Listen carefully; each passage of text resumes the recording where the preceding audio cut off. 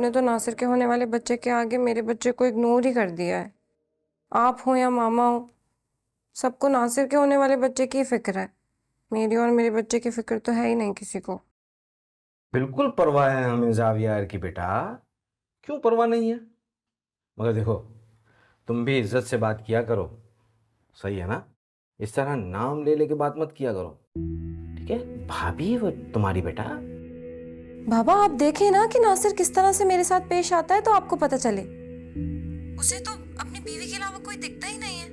और आपको पता है, उसने वो पैसे जो आपने मेरे लिए भिजवाए थे वो सब इस्तेमाल कर लिए। बाबा अब से आप मेरे अकाउंट में पैसे भिजवाया करें, ऐसे नहीं चल सकता। बेटा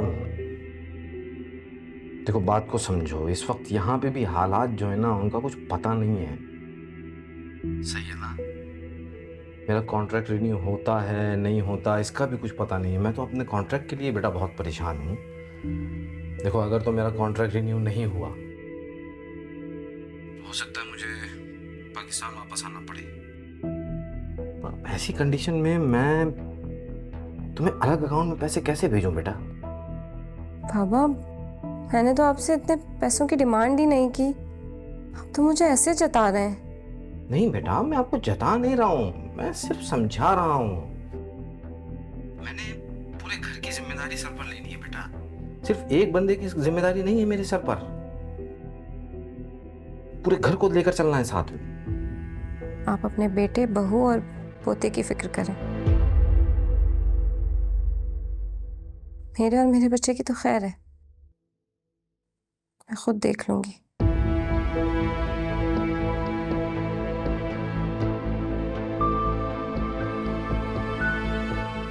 समझ से बाहर है।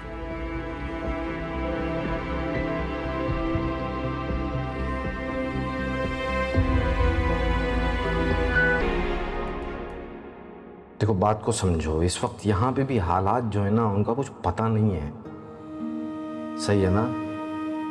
मेरा कॉन्ट्रैक्ट रिन्यू होता है नहीं होता इसका भी कुछ पता नहीं है। मैं तो अपने कॉन्ट्रैक्ट के लिए बेटा बहुत परेशान हूँ।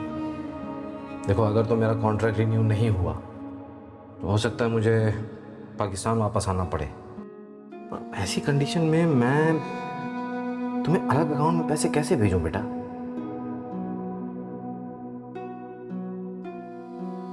अगर तुम्हें लगता है कि हम कुछ कर सकते हैं तो मुझे बता देना, मैं लेने आ जाऊंगा।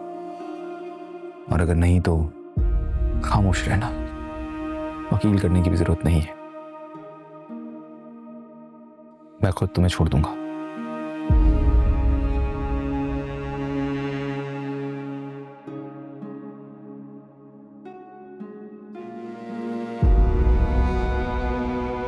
इश्क